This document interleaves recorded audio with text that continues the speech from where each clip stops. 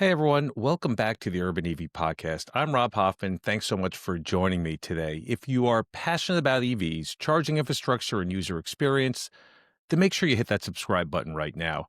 Don't forget you can also catch us on your favorite streaming platforms like Spotify, Apple Podcasts, or on YouTube for a more visual experience. So today's guest is Mason Leverington. I interviewed him several months ago. He's a Tesla Model Y owner about to purchase a cyber truck. And at the time of the interview, Elon Musk was a real hot topic item. He was right in the middle of Doge. Everyone was talking about him for better or for worse, and mostly for worse, to be quite honest with you. And my discussion with Mason kind of centered around, I don't know, the politics of buying a Tesla at the time. It's amazing how short the attention span is of the average American. And while obviously people's feelings about Elon are still pretty much set in cement, I also feel at the same time a lot of people are just have moved on to another topic. So the political impact of stating, "Hey, I'm buying a Tesla," isn't quite as strong right now as it was maybe several months ago. But either way, my conversation with Mason was a real interesting take, and we're going to get into that in a moment. But beforehand, a lot has changed on my end. As you may or may not know, I was the owner of a Kia EV9. So turning back the clock to 2024, my wife and I were looking to get a third row EV. There weren't that many options out there, particularly in our price point. Kia was offering a tremendous deal on the EV9. We went to take a look, GT line to be specific, completely fell in love with the car. The styling, 10 out of 10. I think it's one of the slickest looking cars on the road today. Loved everything about it.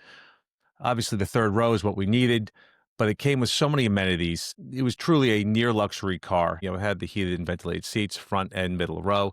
It offered a great ride, super quiet. It really felt rich. The technology on first glance seemed really superior, and that's also what I liked. It had a very slick interface, the UI. The user experience was turned out to be a little subpar. But at first glance, the car really offered a tremendous amount of value. The range was okay. I was hoping for better. It offered about 270 on average, which obviously, in the winter gets cut down. And that offered its challenges as well. I kind of now in retrospect realized that 300 is about the magic number, and we'll take everything into consideration. About range, you typically charge on the road to 80%. So you got the haircut there. The winter, you're getting another haircut, 25%. I feel like you need to go at least 200, 250 miles between pit stops. That's what I think the average driver kind of can go that far without blinking an eye. And you want that rest stop to happen, to charge when you're truly ready for a rest stop. And then when your car takes 20, 30 minutes to charge, you're busy doing your thing, wherever it is, eating, going to the bathroom. It kind of works itself out in the wash. Another huge positive for the EV9 is the charging speed. The EGMP platform offered by Kia is an incredibly fast charger. The EV9 has a 100 kilowatt battery. So 10 to 80, I was getting there in about 25 to 30 minutes. It was really phenomenal. So those were all the positives. I'll start getting to the negatives now. The technology itself, the route planning, the navigation software, it was just subpar. It didn't work well. It was very clunky. I felt like I was on a Windows NT system. You just didn't feel the smooth flow of the car truly understanding your needs, where you want it to go. When you try to input something, nothing was smooth about it. The map, the charging options, you didn't trust it. Then combine that with the charging network that's offered in the Northeast, a lot of Electrify America, Evolve New York chargers are all throughout the New York State thruway system, but they're not necessarily great either. When they work great, but you never can truly count on them. So they finally opened up the door to the Tesla supercharger network about 6 months after I got the car, which I thought was great. And then I heard the bad news that the Kia, being a 800 volt architecture vehicle, does not play well with most superchargers, which are built for 400 volt cars like the Tesla Model Y. And what that means is essentially you're getting half charging speed. So any gains that you normally get from the Kia were lost on the Tesla supercharging system. Not that you could even use the internal navigation system to navigate to a Tesla supercharger because they just didn't exist. And even with software updates, I never saw it. That's a whole nother thing with the OTA. I received one, maybe two. The car still felt like it was several versions behind. And who knows, maybe the 2026 models now are offering better software, but mine never really reached the level where it was superior technology, superior software. On a positive note, CarPlay was offered, and I relied on that heavily. So there's that. Getting back to the reason why the car was lemoned in the first place, this was a semi-known issue with key EV9s. When you go on the user forums, there was some front-end vibration issue. I brought it in several times. The dealer did the standard stuff, rebalanced the wheels, the alignment, exchanged tires. Nothing helped. I can't tell you what the problem was in the end. All I know was that after 4-5 visits to the service department, the Better Business Bureau getting involved eventually, and in 2 hearings and several inspections, the car eventually was declared a lemon and returned for a full refund. So it was a very frustrating experience. I can't say Kia's customer service is really that good, but maybe this is the same for all the manufacturers. It wasn't the most pleasant experience, but on a positive note, I got to drive a car for free for 10 months. And like I said, other than this vibration at highway speeds, the car was pretty damn good. Okay, fast forward to our next step was getting a Tesla. So my eyes were on the Tesla from the word go. My wife was insisting on the third row. In the end, we reached a compromise after the Kia was gone because we just could not find a third row SUV at our price point that offered the features that we were looking for. I did coax my wife into taking the Model Y for a test drive, the Juniper 2026. We activated full self-driving. It was kind of like a real eye-opener for both of us. To really see that thing at work in the wild was pretty incredible. Not to mention, now the Model Y Juniper has kind of caught up with the ventilated seats, ambient lighting. It's got the infotainment display in the back seat as well. The technology is just light years ahead of everything else we've experienced. Access to the supercharging network, all native within the operating system. The navigation, you don't have Apple CarPlay, and that would be a negative. But the internal software is so strong that you don't really miss it. So in conclusion, so far, after owning the Model Y for about a month, it feels like the superior car top to bottom. I've been in an Uber, or should I say a Revel, Model Y in the past. It was a bumpy ride with the older versions in the streets of New York. They've clearly improved that with the suspension on the Juniper version. So there's that. The car has a tremendous amount of room, surprising amount for a crossover SUV. The lack of the third row, we don't have one. So when it's time to carry an extra passenger, I guess they're out of luck. With the addition of a cargo box, I kind of did the napkin math, and it's pretty close to the cargo space of the EV9 without a cargo box. We flirted with mounting one on the EV9, but with the diminished range, particularly in the winter, and then the added drag of a cargo box, we felt that was going to really make road tripping, especially up to the mountains, during ski season, unpalatable. So that kind of took that off of the table. But anyway, here I am right now. I actually have had the experience of driving a Tesla, now owning one. And it is really positive. As you listen to my interview with Mason, obviously I'm daring the dream at this point, but I'll let Mason run you through the true experience of owning a Model Y, using full self-driving, and his plans for getting a Cybertruck, also a politically unpopular move these days. A Cybertruck considered a sales flop, but like it or hate it, it still offers a lot of groundbreaking technology and still gives you the Tesla experience. So on that note, without further ado, here is Mason Leverington. Welcome to the Urban EV Podcast, where we speak to industry leaders and EV owners with boots on the ground to read the tea leaves on the direction of the green energy revolution. Today, we're joined by Mason Leverington, a video editor from the New York City metropolitan area. His expertise in EVs is just as an owner. And as I always mention in my intro, I speak to owners as well. The real world driving experience, which sometimes I feel has taken a backseat to all the techie stuff that we typically talk about in infrastructure. But I feel right now we need to shine a spotlight on the user experience of a drum roll please Tesla owner. It's a real hot button topic, and I really kind of want to dive into it. Now, Mason, you are the owner of a 2024 Model Y with full self driving. Why don't you take a step back, introduce yourself, and tell us more about how you entered the fray into EVs and into the Model Y specifically? Well, thanks for having me on. This is a great for just a couple of nerds get to talk about electric cars, tech stuff, full self-driving. I've been following Tesla for a long time. And full disclosure, I own some stock as well. So there's incentive for me to want FSD to be a successful thing beyond just the safety aspects of it.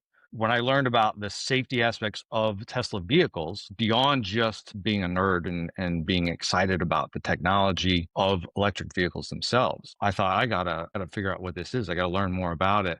So I've been following the company for a long time, and I thought I'm gonna buy one of those one day. And we went from a Subaru Crosstrek that was, kind of a crossover SUV, started having some issues with it. We had about, I think, 6 or 7 years, and said the next car is going to be electric. I think the Model Y is a perfect replacement for like that type of car. It fits that mold. But then I told my wife, I was like, it's going to feel more luxurious than your old car. She was a little hesitant, but it's going to be safer. You're not going to be fueling up all the time.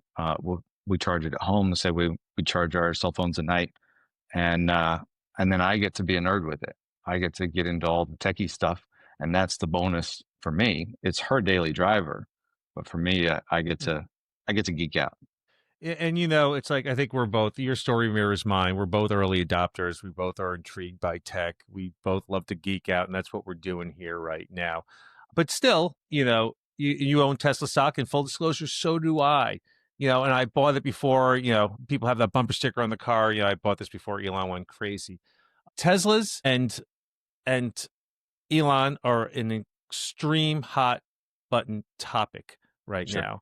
You live in the Northeast, as do I right now. You're originally from Texas, though. So it's sort of like Correct. you live in these two different worlds right now. Did you feel any, and this is not, and just for the record here, the purpose of this podcast and this conversation is not to promote the Tesla brand. I'm not going to label myself a Tesla fanboy because I really like to take both sides of this issue here. And I really do see all the brand damage that Musk has done over the past year, which has been absolutely incredible. It's almost like he's gone out of his way to basically turn off all the people that he basically brought into the fold, in the early days. It used to be these kind of green eco warriors, the ones that were jumping on the Tesla bandwagon at first. And he made sure that to let them know that they were no longer welcome underneath his tent pole. And they have rebelled. And we've looked at the sales numbers in Europe. They've just kind of like cratered over here as well. But he still sells a very compelling product. And I still consider Tesla to be a great American company. So on that note, was there any of that went into before you made the decision? All right, so you were geeking out. You realized, all right, I'm intrigued by this. I think I'm ready to go. I think this checks a lot of boxes, and it's going to be the right car for me.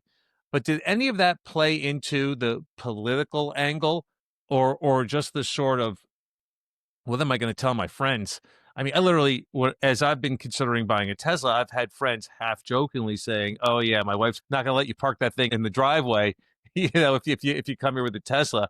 Uh, have you felt any of that pushback or any of that sort of those sort of dark clouds that are hanging over Tesla these days? I think some of those elements kind of factored in. They crossed my mind, but ultimately, it's just an extremely compelling product. It's a very good car, best car I've ever owned or driven. And I've gone to outside the Atlanta airport where they have the Porsche experience, and this car feels like what some of those Caymans and 911s can do. For Um, a quarter of the price. Yeah. yeah, and I can haul my family in it, so I feel like I'm driving a sports car to the grocery store, and it's fun. Of course that's when I'm driving it. Sometimes it's driving itself. But yeah, the political stuff for me personally is a non-factor. I mean, it's always something to consider a little bit. I typically try to avoid politics like a plague because I find myself kind of in the middle. Like I like a little bit of that. I like a little bit of that. I don't like Mm. that. I don't like that. So if I could vote, I would vote like a la carte. Like give me a little of that, not that one. So I think we can call you an independent. I think it's official after hearing that. yeah, it's the technology and being a nerd and like just it truly is a compelling product. If you completely wipe politics aside, or any of the brand damage, and you just look at the product, fantastic product. And I agree with you. I mean, and once again, I don't want this to be too much of a rah rah Tesla fanboy moment here, but I'm actually right now potentially in the market for a new EV. My wife has been pushing back. She's like not a big fan for the reasons we just discussed. Sure, And sure. so my car, I happen to be driving an EV9 right now, which may be getting lemoned to be continued on a future podcast, but we may be sending it back. If that happens, then obviously I got to find a new EV. Yeah, and I just saw one of the EV9 on the road last week for the first time, and we had spoken previously. I didn't realize how big a car that is. It's big. It's like a Chevy Tahoe. It's big. It's a third row SUV. Yeah. So finding something to match that in a different brand, I mean, if you wanted to buy a Tesla, you got to buy a Model X at least to get in that realm of that size, And cargo that's the thing. capacity. It's the third row, and so yeah, there are very few options. They're all extremely pricey. You've got Lucid, you've got Rivian, that have options as well, and those vehicles are like kind of like 100K. As is the X. Hyundai, which is the sister brand of Kia, the Ioniq 9 just came out, which is actually doesn't look as cool as the EV9, but does everything the EV9 does, and possibly even a Hmm. little better. It has a bigger battery pack, has a little more range. I'd love to get another EV9. If they want to just give me a new EV9, I'll take it. But the Model Y, especially the refreshed Juniper one, when I look at all the features, and you can get that kind of baby third row, which is not really a third row, but if we were willing to sacrifice the third row, my God, it's the Model Y, the charging network, the price point, its abilities now, and now with the refresh, they've kind of added a lot of the features like the ventilated seats and the ambient lighting. It's like and Hmm. the HVAC controls in the back. Simple little stuff here, which most new cars today have, which kind of really catches it up to pretty much all the other products. But at its price point, and its abilities, its range, its performance, no one matches it. And there's the option for the full self driving. And that's something I really want to dive into right now. You bought your car with FSD, correct? Correct. Bought it outright. I don't do the subscription. And I thought so, we're gonna, if I use this car, if I have this car long enough, it pays for itself. okay, so you went all in before ever trying it. You had no experience with any kind of self driving or autopilot really before this, Correct. correct? Yeah, Now, just gonna give it a shot. all right. So, I consider myself a car enthusiast. I love driving. I'm a big fan of it. But I also know that in my day to day activities, I happen to be, it says it right there on my profile pic, soccer dad reports for the Urban EV podcast. I'm a soccer dad. I take my son to soccer practice 4 days a week, doing the same route over and over and over again in traffic. This mindless drudgery. There's zero joy in driving that route every single day. Now, that's when I'm like, this is where full self driving really, really could come into play. And of course, my I car has. believe the stop and go traffic is where full self driving is at its peak. All right. So talk to me. All right. So I can only speculate, but you can tell us what the real world experience is like. All right. So you went all in. You're like, I'm going in, I'm doing this. I'm going to pay the 8 grand premium for Yep. this product here, which is, according to Elon, is always 6 months away from being ready Right. for being the perfect Right. product. 2 weeks. Did it work out that way? Talk to me about your experience when you first started using it, and to now it's continued to evolve in the years since you've owned the car to where it is today. Right. We've had the car almost a year. It had FSD from the get go. Obviously, there's a previous versions, and I've seen a drastic increase in its human like driving. When I first got it, the way I felt when I turned it on was my heart rate goes to the roof, pumped with adrenaline because I don't know, it's unpredictable. It's like I've just jumped over into the passenger seat and my 5-year-old is now in the driver's seat. What I've I heard the don't analogy know of a what's going to happen. 16-year-old driving, but it sounds like the Exactly. 5-year-old is probably more Well, apropos. I'm just using the example because I have a 5-year-old and so the safety of the car is like paramount for me. Obviously, wife, kid, family. I want my family to protect that one in the safest car. But then there's a nerd side of me. It's like I want to play with the latest tech, and playing with the latest tech gave me an adrenaline. Like it was that dopamine hit because like I'm a nerd and this is awesome, and I'm letting this technology do what it does. And like my mind is blown. How does it know? And it was herky jerky, and it like would kind of drift to one side of the lane and slowly drift it, and it's almost like a little bit of bumper bowling, and then when you get to like an unprotected left turn, you can. I'm watching the steering wheel. It tells you to just keep your hands on it, but now it watches your eyes where you don't actually have to keep your hands on it, and doesn't do the nag where it's like every 30 seconds, hey, is your hand there? And I'm watching the steering wheel, and it's like, should I go? Should I go? Should I go? And it's jiggling the wheel like, should I not? And it's hesitating. And eventually I took over. I'm like, okay, we there's the gap. You should have gone. If you haven't gone by now, it's too late. So why not juice it and go?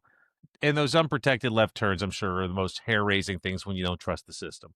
Right. The situation where you don't have the green arrow to make your left turn, there's oncoming traffic. I see a gap, and I'm like, it's not far enough in the intersection to make that gap. It needs to creep.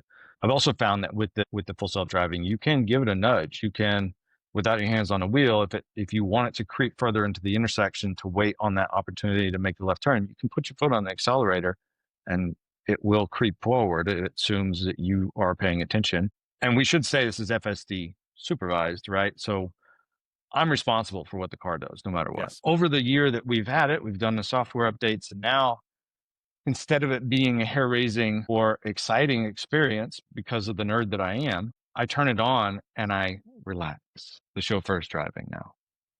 The heart rate goes down. And it's especially wonderful. And you're finding that this is now, I mean, are you having any more interventions right now? Do you fully trust it? I mean, obviously your eyes still have to be on the road right now, but has it evolved that much? I think there's room for improvement. It seems like it's not like the FSD team at Tesla is just, hey, we've done it. There it is. We're walking away now. Mm-hmm.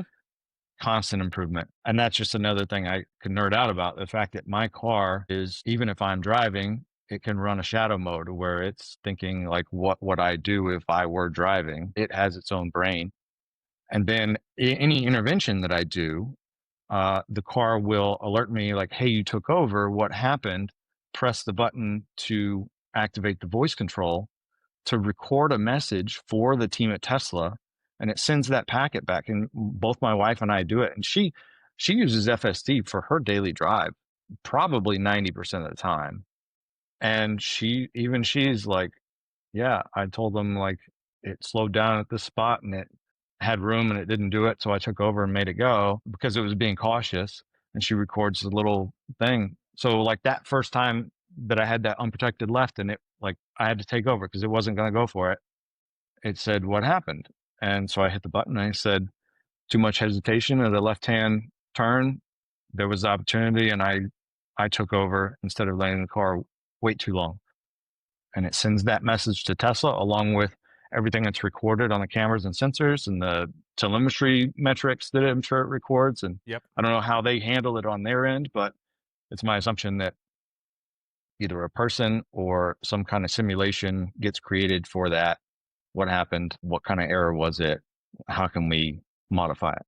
And that human intervention becomes the helpful thing for like what they call the March of Nines, right? If it's 99.999% good, but we have these tiny little sliver of like anomalies or interventions, you're reaching like this asymptote of we'll get closer and closer to 100%.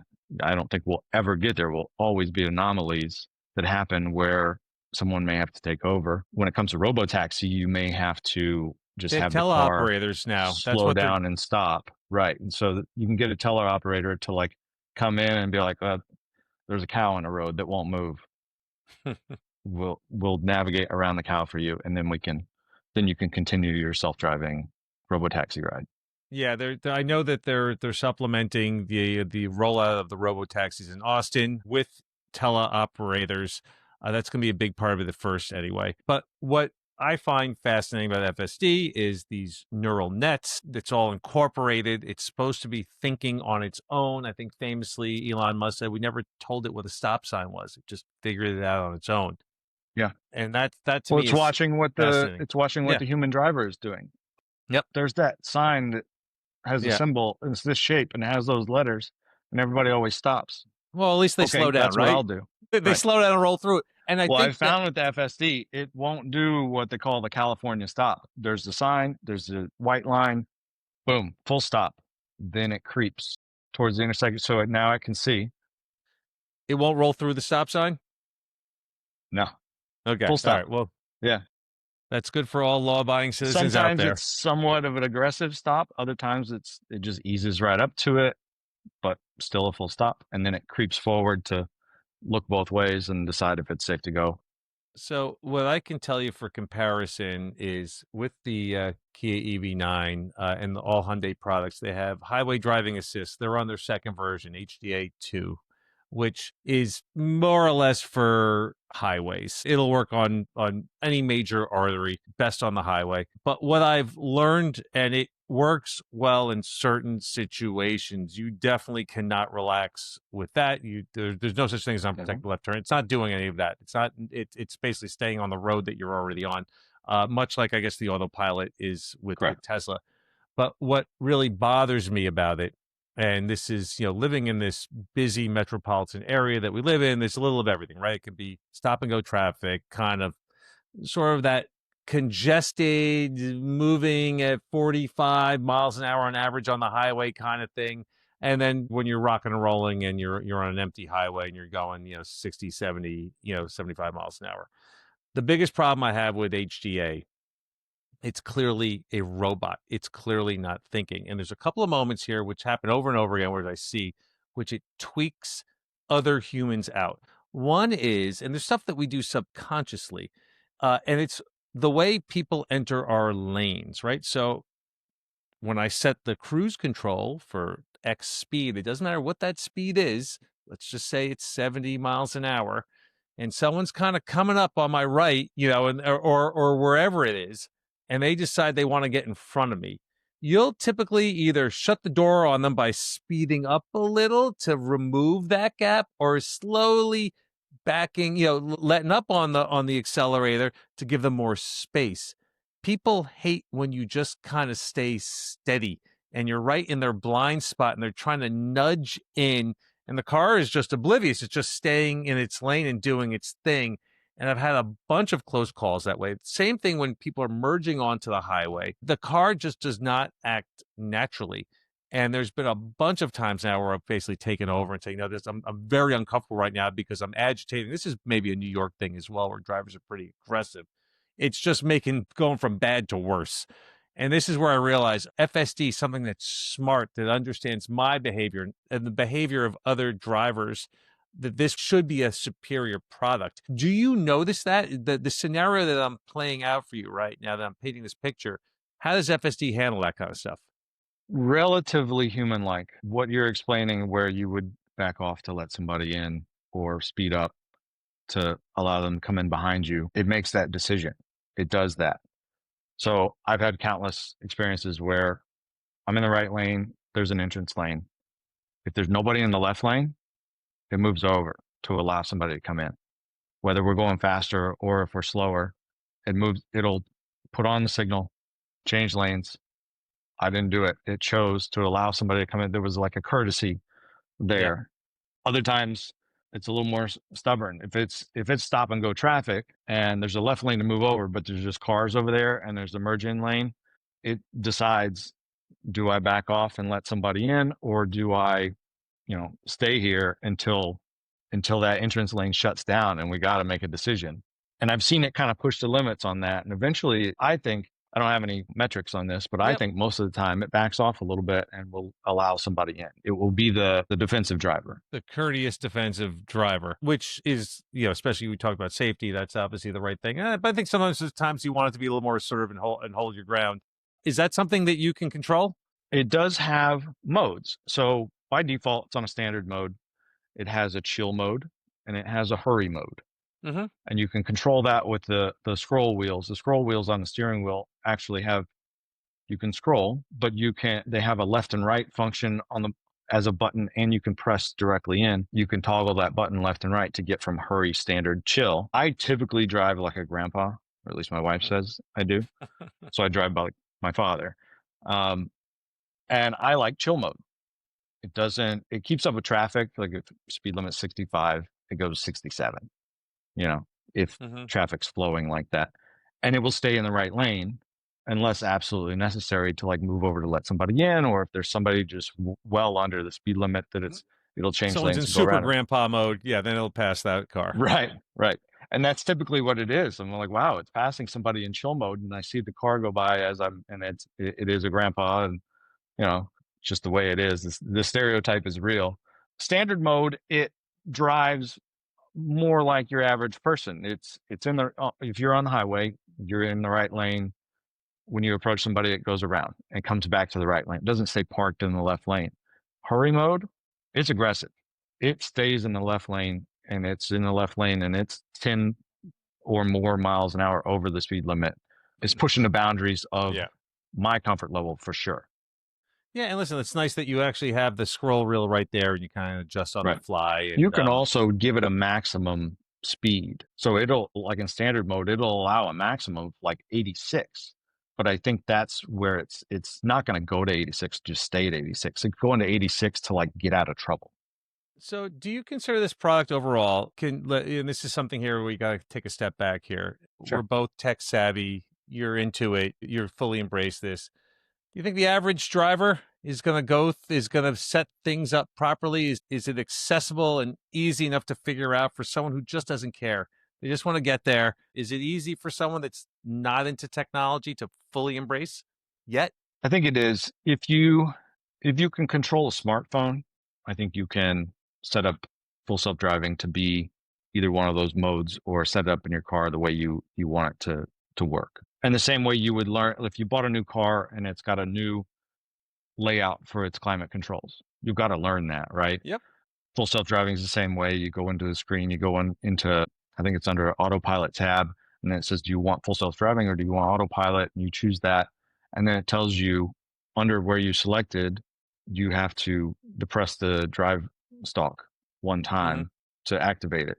Or if you have one of the newer tests, like the S and the X don't have a drive stalk. It's this little swipe slider on the screen. Um, I believe they use the left scroll wheel button. You press it in. The Cybertruck uses the left scroll wheel to press it in to activate the full self driving.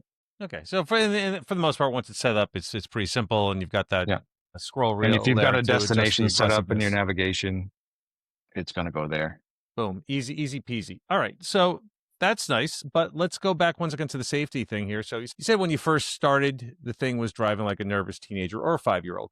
Here we are today. I think we're in version 13. Are you at 13 yet? 12 point We're in something? 13, What yeah. version of Yeah, we've got you're hardware. 13? Our Model Y has hardware 4. We're in version 13 dot something. I don't know exactly what we are.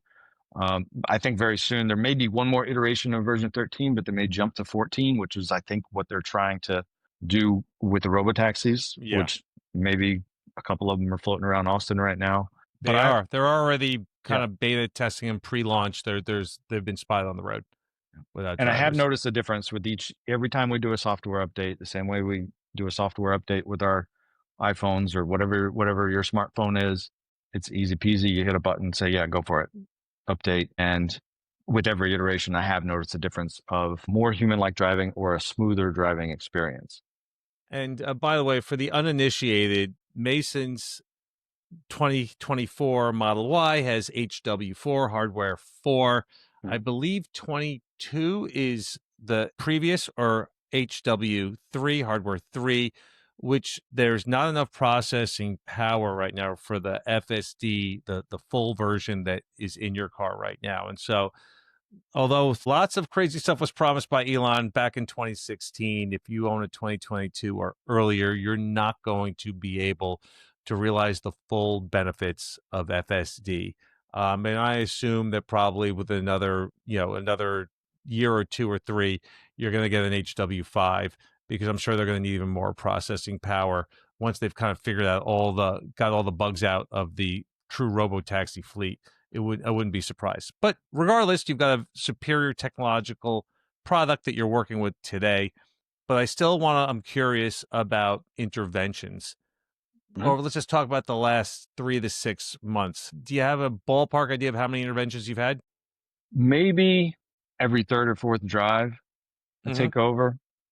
I will say I will intentionally take over, especially in our neighborhood. I know where all the potholes are. Mhm. The car wants to stay in the middle of the lane, It's smart, but it's not and that it smart. Yeah. it drills the manholes and the potholes.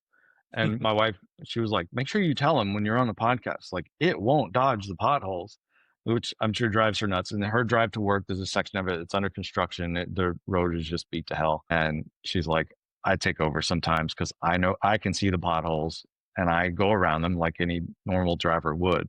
So, and especially in our neighborhood, we know where all the potholes are, and sometimes I take over. I will say we realized it wouldn't pull into our driveway coming home. And I told my wife, it must be behaving as if you're at your destination. I'm a taxi and you're here, you can Yeah. hop out, kind of thing. But I took the destination pin, like you would in Google Maps, to like drop a pin, and I dragged it on the map just further up my driveway and said, save that as home. Pulls in the driveway now. It's wonderful. Awesome. Anything where you felt these are sort of almost convenience interventions here Mhm. where you could do something a little better? Have Has it done anything dangerous in the last few months? I haven't experienced anything dangerous. My parents just they showed me told me about a couple of examples. So they just did a road trip in their cyber truck to me from Dallas. So basically driving Dallas to New York City. I asked my father on the phone last night, and he said, "What percentage of the time was the car driving?" And he said it's 99.9, maybe 0.99% of that trip. And on the way back, they did 17 hours straight driving for a Wow, 71-year-old that's behind the hardcore. wheel, and he's letting the car drive. You or me trying to do 8 hours without FSD. It's You exhausting. know, Yeah. it's exhausting. You feel it. And then there's a mental fatigue of constantly watching around you. And that's not there with FSD. Your hands are relaxed, you're paying attention to the road. And I think like if you're on a highway and you're looking at what are all the scenarios, I've got there's a car behind me, I've got an opening to the left. If the guy in front of me slams on the brakes, I've got an exit over here. And by the time I've explained all that to you of like all the scenario, checked all my mirrors, I know where everybody is. The car's already done that 2,000 times. Mhm. You know, it has a neural net and eyes just the same way I have a neural net and eyes. And that's part of that safety factor that like I've got somebody else, I've got a guardian angel in the car watching, helping me kind of idea. So they had a couple of moments on their trip where it was like this felt dangerous. They were losing a lane. There was a big like commuter bus next to them. Mhm. Those And are those so moments. yeah, so they're in a cyber truck and it's up to them. They're losing their lane. So it's up to them to figure out if they where they merge in, do they go behind or they go in front? And they're matching the speed of this bus. And my dad said that he decided I'm gonna go in front. He's got the power. It's a cyber beast. That thing can move, trust me. Yeah. I've put it in beast mode, I've tried it. I got stories for you. But he punched it and he's on FSD. So he's not touching the wheel. He just hit the accelerator. And he's like me. He wants to know, like, what's it going to do? I want to do this experiment. And I think he reached the maximum of what the FSD was going to allow. And it screamed at him and it said, "You take over. If you're Mhm. doing this, you're in charge. We're not going to be responsible for this." So he did take over. But by then, it's the acceleration at any speed in a cyber beast is instant. He was already in front of the bus, but he didn't want to wait to see what it would do. He thought, Yeah. I'll nudge it to get in front. Yeah, and this is the big challenge, I think, with everyone as this becomes more and more mainstream. It's those kind of merging moments here Sure. where, maybe it's going to do it right, but I think there's a long road for you to get full trust. But no matter what it does, it may not do it the way you were going to do it. And so another thing, you're expecting one thing, it does something else. If you don't fully trust it, sometimes you don't want to wait till the last moment. That's when the heart rate starts going up again. Right. I think the more you use it, the more you realize how trustworthy it can be. As long as you keep in the back of your mind that, like, I'm still the driver. I'm Mhm. responsible for what it does. They did have a moment on the trip. They went up to the Belmont Stakes in Saratoga while they were here, and it was pouring down rain, too much rain. FSD said, "We can't. This is too much. We can't see. You need to drive."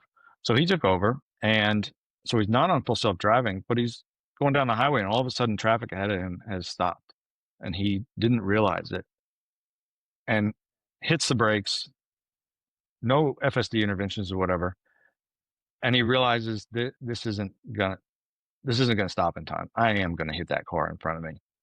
Swerves to go take the shoulder, as Hmm. most of us would do, or hopefully most of us would do. And as he's doing it, he's like, "Oh, that's a narrow spot. There's the car and there's a guardrail, and he's in the shoulder." Full stop. He's gets it over, and he realized as he's navigating to get like fit that tight little window, the steering wheel is jiggling back and forth, Hmm. little micro movements, super fast. And he comes to a full stop with the front of his car, even with the passenger side door, front passenger side door. So he would have slammed 8 feet into this car. He's got about 8 inches between he and this car, nothing touched. 8 inches between his car and the Cybertruck and the guardrail. Nothing got touched. And then somebody in the back seat said, "Were you jiggling the wheel like that?" He says, "No. I think the car helped me fit it in that spot. Incredible. I don't think I'm that precise of a driver. I think it helped me." So there's these active safety features that I think are in the background that most of us, unless we have an experience like that, are not. We don't know that it's even active. Which, That's like, if you want to talk about statistics in terms of safety of the cars, this was another selling point for me. Of your average American driver, they get in accidents, say every 100,000 miles, just as a round number to use. In a Tesla with some of the not full self-driving but active safety features, you get in one accident for like every million miles, so like 10 times safer. Don't quote me on these numbers, but with the active safety features, it's one accident for every like 10 million miles. It's like this jump of safety in terms of just being in an accident.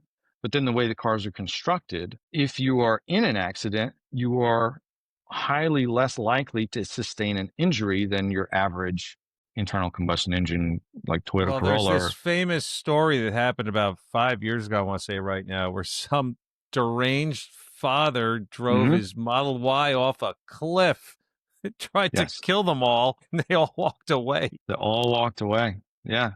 It's The incredible. The craziest first time I story. ever rode in a Model X, just I think it was like 2017. They had just come out.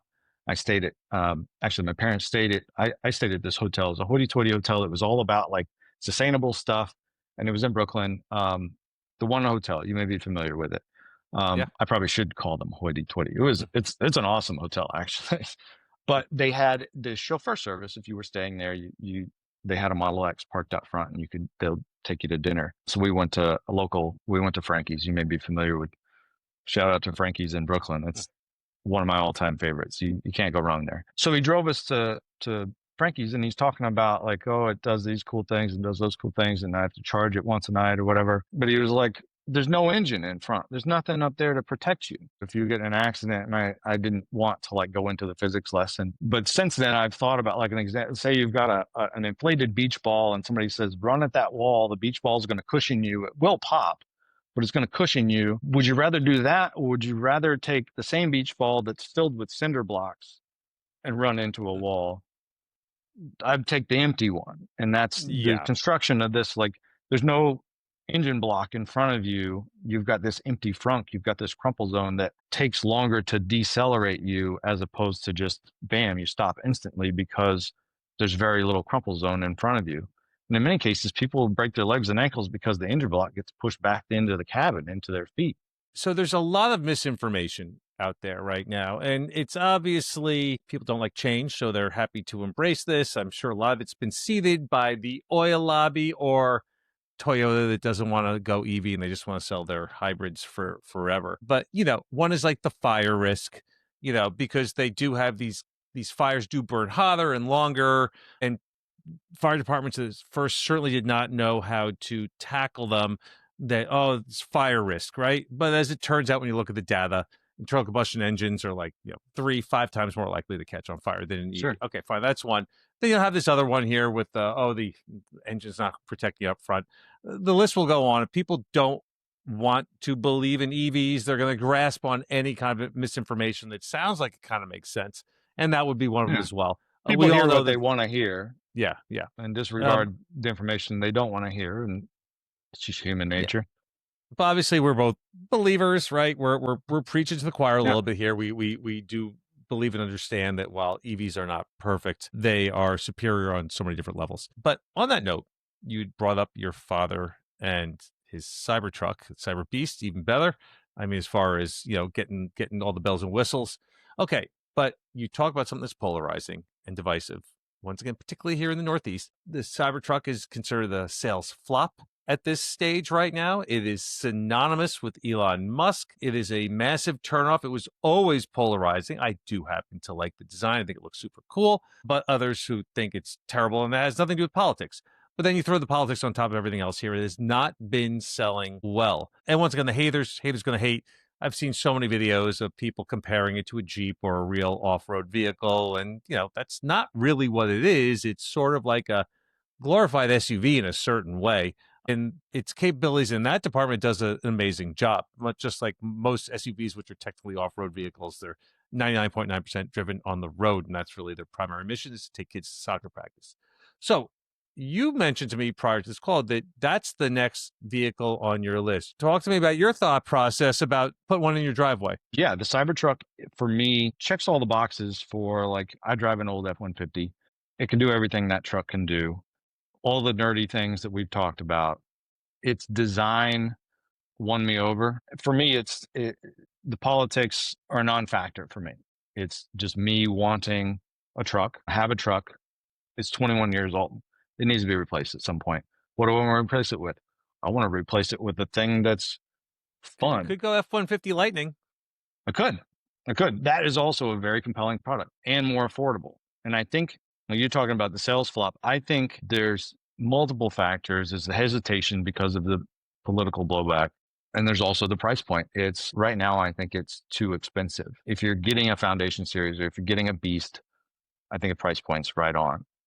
The new rear wheel drive long range version that they put out that doesn't have the mechanical tonneau, that price I believe is lower. I don't know the exact figure on that, but I think that if you could shave 5, 10, like if you look at accessibility of vehicles at their price point on a chart, once you get down to like the 30 grand level, the chart just explodes exponentially of what the average American or average citizen of whatever country you're in can afford in terms of just what a car can do, or even if it's just your A to B vehicle that gets you to work.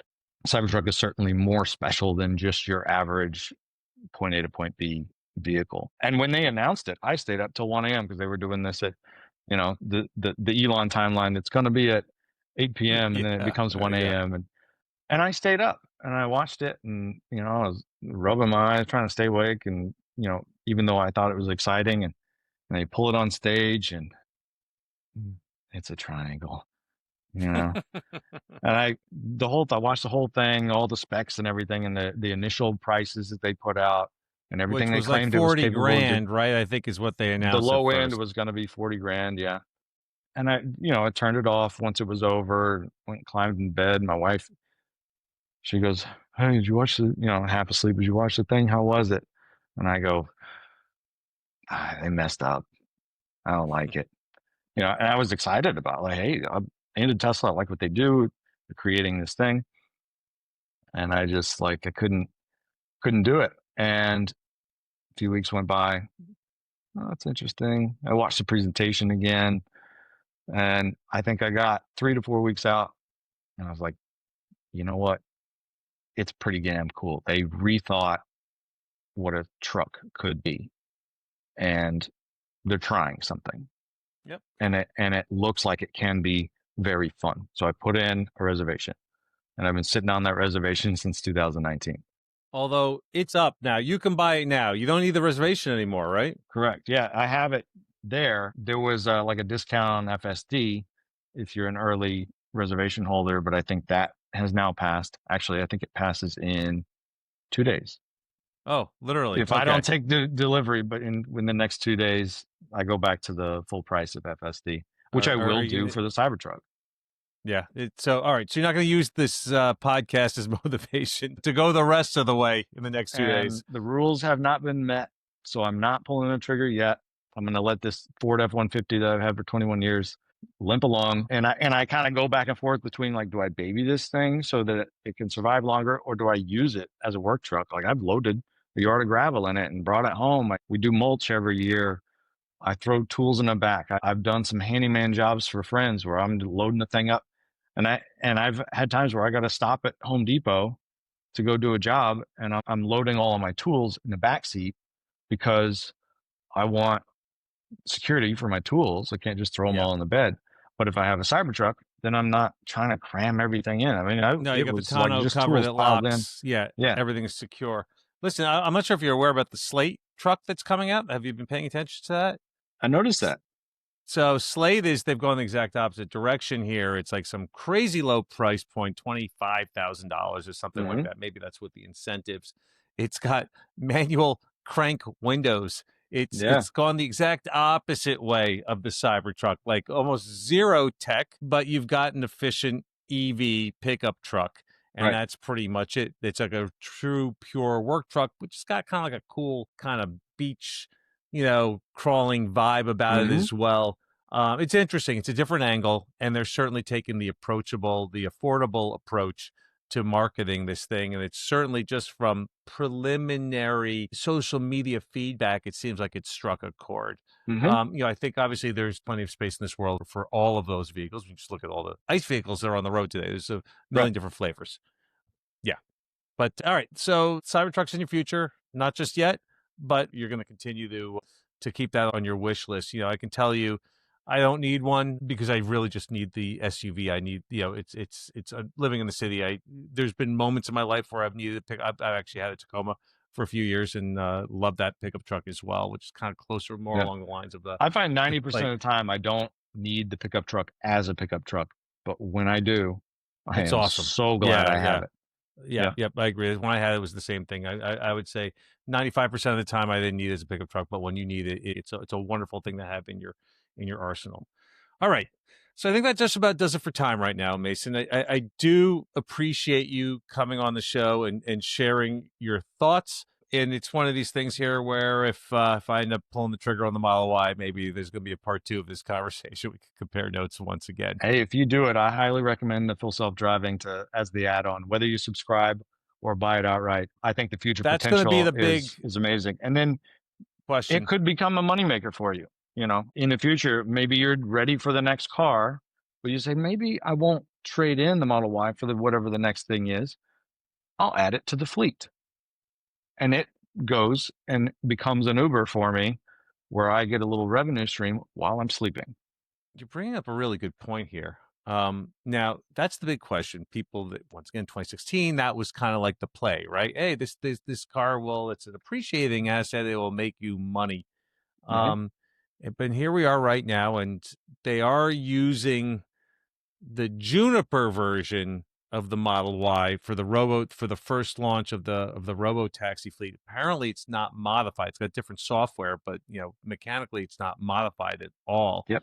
That's a very intriguing proposition, right? What do we do with our cars when we're done with them? You trade them in, right? Or you sell them, you get rid of them, right? That's the wheels fall, whatever it is, whether I'm tired, I'm bored of this car, or I just, I just need a style upgrade or need a few more features. But the ability, the option to put your car to work after you're done using it, Sure. you can do it simultaneously, of course, as well. Even while But you're to using it. Yes. but that's a whole question. Some people are maybe not comfortable with having people do what they do and make a Exactly. mess in their car. Just like Airbnb being your own personal home. It's kind of not for everyone. But maybe you don't even have to do that. Maybe it's like you use the car for 5 years, you're done with it, you're ready for your next car, and then you just put it to work. That's an intriguing option. I still don't know if it's guaranteed. I don't know with your version even if it's guaranteed, but we're damn close. And maybe with the Juniper model now, which is actually being used as a robo taxi, it's a possibility. Yeah. And The, that's a very, very, very, very interesting concept the right there. future potential for all these technologies is It's a game changer. If all when the that things you could becomes a speculate about reality, how it game could changer. work. Yeah, it changes the way of life of a lot of people. Very cool. All right. Something to think about in the future as well. All right. Once again, Mason, thank you so much for being on the show. Thanks for And for having the me. listeners at home, as always, a reminder to follow us here or on your favorite social media or streaming platform. Like, subscribe, and be sure to share with your friends and colleagues. Your reviewer feedback is always appreciated. We will see you all next week with a new episode of the Urban EV Podcast.